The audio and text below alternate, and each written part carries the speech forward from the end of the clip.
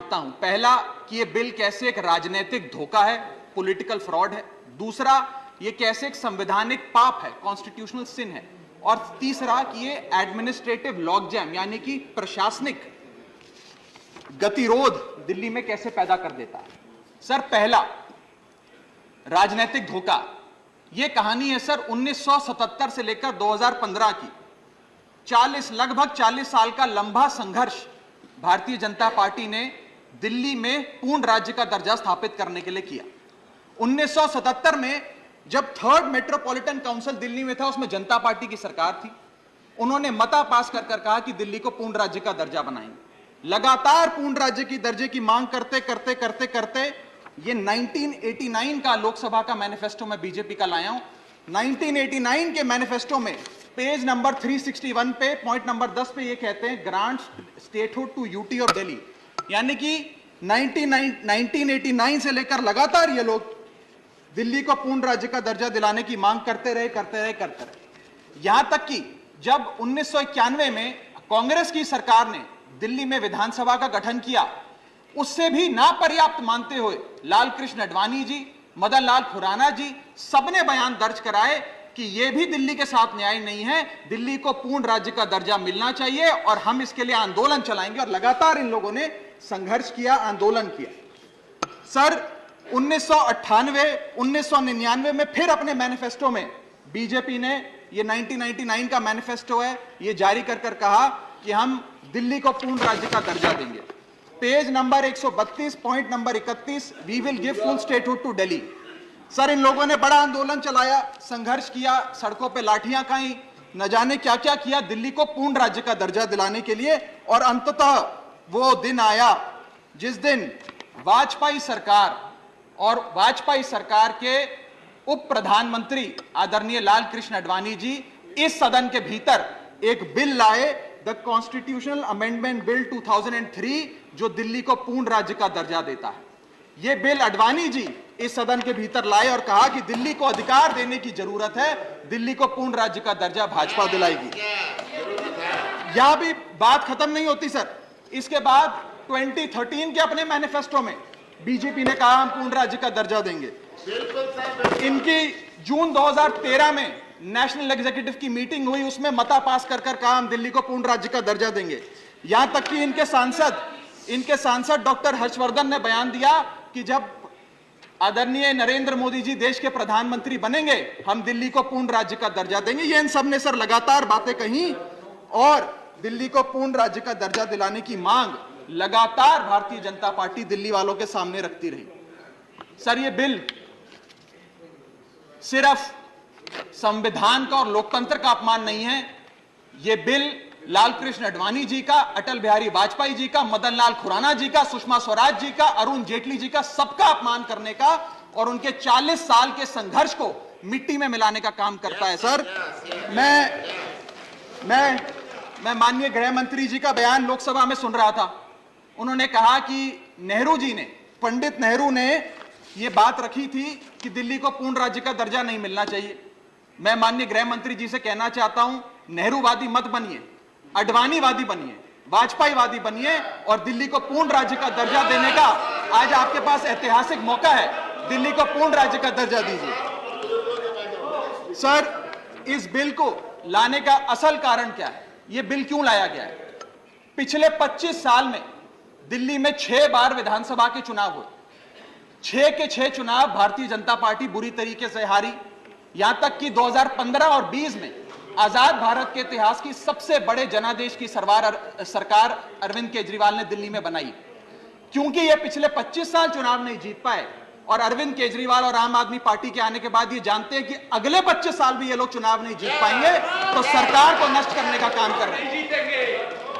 ना रहेगी सरकार और ना रहेगा चुनावों का महत्व, ना रहेगा बांस, ना बजेगी बांसुरी। लेकिन मैं आज इस मन से भाजपा से अनुरोध करूंगा कि कम से कम लाल कृष्ण आडवाणी जी को न्याय दीजिए, कम से कम उनकी इच्छा पूरी करिए, दिल्ली को पूर्ण राज्य का दर्जा दीजिए। सर, मेरा दूसरा भाग कि कैसे यह बिल एक संवैधानिक पाप है। सर, पहली चीज, ये abuse of ordinance making powers है, आर्टिकल 123 जो संविधान का देता है। संविधान ये कहता है, और वाईवी चंद्रचूड़ साहब का AK Roy versus union of India एक बड़ा महत्वपूर्ण लैंडमार्क जजमेंट है, जिसने कहा कि ऑर्डिनेंसेस सिर्फ आपातकालीन और विषम परिस्थितियों में लाए जाएंगे। ऐसी कौन सी आपातकालीन और विषम परिस्थितियां आ गई कि आपको सुप्रीम कोर्ट के फैसले को 8 दिन के भीतर बदलना पड़ गया? दूसरा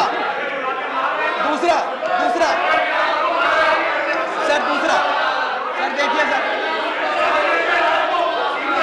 सर दूसरा सुप्रीम कोर्ट की दूसरा बिंदु, यह सुप्रीम कोर्ट का अपमान है। सुप्रीम कोर्ट के फैसले को 8 दिन के भीतर 5 जजों के संवैधानिक पीठ के सर्वसम्मति के फैसले को बदल के आज भारतीय जनता पार्टी ने एक मैसेज दिया है कि हम सुप्रीम कोर्ट को भी चैलेंज करते हैं, सुप्रीम कोर्ट के फैसले को भी नहीं मांगते, आपको जो ऑर्डर जारी करना है करो, हम चंद दिनों के अंदर ऑर्डिनेंस लाकर उस फैसले को बदल देंगे। They have challenged the majesty of the honourable supreme court sir. और मैं आपको ये कहना चाहता हूं कि आजकल जो ऑर्डिनेंस लाने की जो एक फेटिश इस सरकार ने देखी, चाहे वो लैंड एक्विजिशन बिल हो, चाहे वो फार्म बिल हो, चाहे ईडी के डायरेक्टर का एक्सटेंशन हो, जो ये सारी चीजें ऑर्डिनेंसेस के माध्यम से इन्होंने करी थी, इस बिल का हश्र भी वही होगा जो सारे पुराने बिलों का हुआ था। सर थर्ड बिंदु कि कैसे ये बिल संघीय ढांचे को एरोड करता है। हमारा भारत का संविधान और सुप्रीम कोर्ट का 2023 का 2018 का संवैधानिक पीठ का फैसला कहता है कि दिल्ली के पास एक यूनिक फेडरल आइडेंटिटी है, यूनिक कॉन्स्टिट्यूशनल आइडेंटिटी है, और भारत का संविधान जो हमें संघीय ढांचा देता है, जो शक्तियां देता है, उन शक्तियों को एनक्रोच करने का काम यह सरकार करती है, हमसे अफसरशाही और तमाम शक्तियां छीनकर। मैं आपको सुप्रीम कोर्ट का वो एक वाक्य पढ़ के सुनाना चाहूंगा। The majority in the 2018 constitutional जज bench held that while the NCT of Delhi could not be accorded with the status of a state, the concept of federalism is applicable to Delhi. हम पूर्ण राज्य नहीं है, लेकिन फिर भी राज्य का दर्जा एक संघीय ढांचे के परिप्रेक्ष्य में दिल्ली को मिलता है।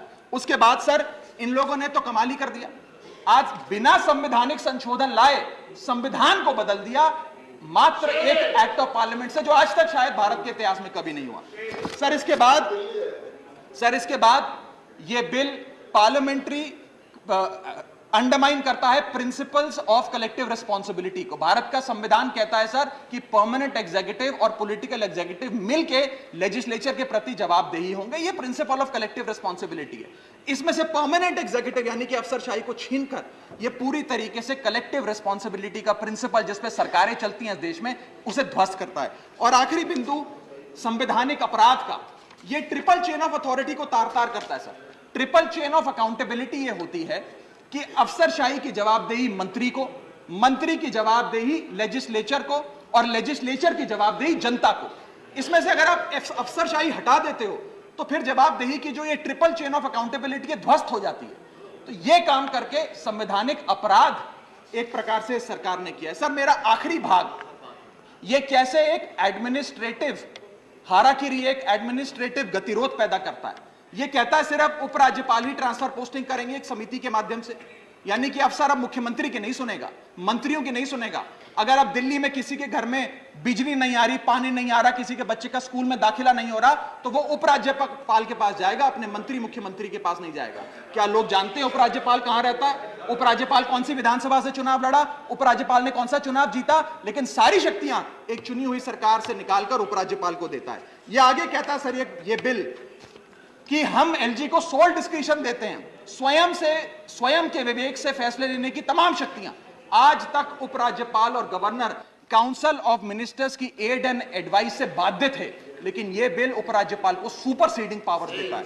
आगे सर यह बिल जितने भी ब्यूरोक्रेट्स हैं उन्हें एक जुडिशियल अथॉरिटी बना देता है। यह कहता है अफसरशाही तय करेगी कि मंत्री का फैसला सही है कि मंत्री का फैसला गलत है, और अगर अफसर को मंत्री का कोई फैसला पसंद नहीं आया तो अफसर मंत्री का फैसला लागू करने से मना कर सकते हैं। और सर यह बिल अथॉरिटी, कमीशंस और कॉरपोरेशंस बनाने की, तमाम गठन करने की, नियुक्ति करने की शक्तियां सारी की सारी केंद्र सरकार को दे देता है, यानी कि सरकार की चाबी एक प्रकार से केंद्र सरकार को हाथ में पकड़ा देता है। सर माननीय गृह मंत्री जी ने कहा था कि आम आदमी पार्टी एक सुपारी सी जितनी पार्टी है, एक सुपारी जितनी छोटी सी पार्टी है। सर ये वो सुपारी जितनी पार्टी है जो आजाद भारत के इतिहास का फास्टेस्ट ग्रोइंग पॉलिटिकल स्टार्टअप कहलाती है। ये वो सुपारी जितनी पार्टी है जिसने 3 बार भाजपा को दिल्ली में हराया और 2 बार 2015 और 20 में आजाद भारत के इतिहास की सबसे बड़ी जनादेश की सरकार बनाई। ये वो सुपारी जितनी पार्टी है जिसने पंजाब में भाजपा को लगभग शून्य पर लाकर खड़ा कर दिया।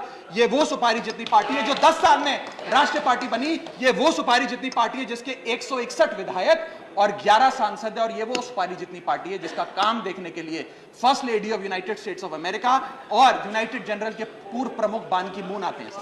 सर, मैं आज अपने साथी जो आंध्र प्रदेश और उड़ीसा की सरकार चलाते हैं उन्हें कहना चाहूंगा, आपकी जरूर कुछ मजबूरियां रही होंगी जिसके चलते आपने ये फैसला लिया इस सरकार के इस बिल का समर्थन करने में। कुछ तो मजबूरियां रही होंगी, यूं ही कोई बेवफा नहीं होता।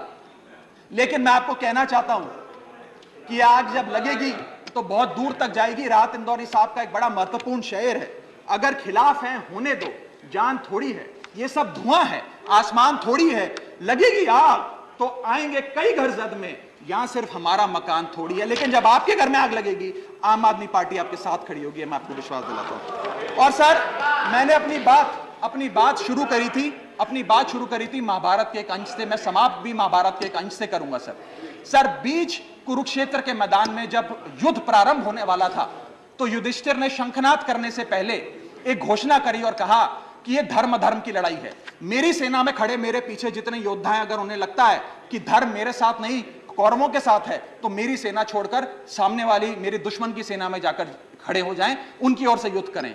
और अगर कौरव सेना में कोई योद्धा है जिसे लगता है कि धर्म युधिष्ठिर के साथ है, पांडवों के साथ है, तो आप कौरवों की सेना छोड़कर मेरी सेना में आइए, मैं बाहें फैलाकर आपका स्वागत करूंगा। उस समय कौरवों का एक भाई युयुत्सु कौरव सेना छोड़कर पांडवों की ओर आया और पांडवों की ओर से युद्ध लड़ा। मैं उसी बात का जिक्र करते हुए आज इस सदन में बैठे तमाम सांसदों को कहना चाहता हूं, राज्यसभा काउंसिल ऑफ स्टेट्स है, हम लोग काउंसिल ऑफ स्टेट्स है, जहां ज्यादा जिम्मेदारी बनती है राज्यों के हकों की, अधिकारों की रक्षा करने की।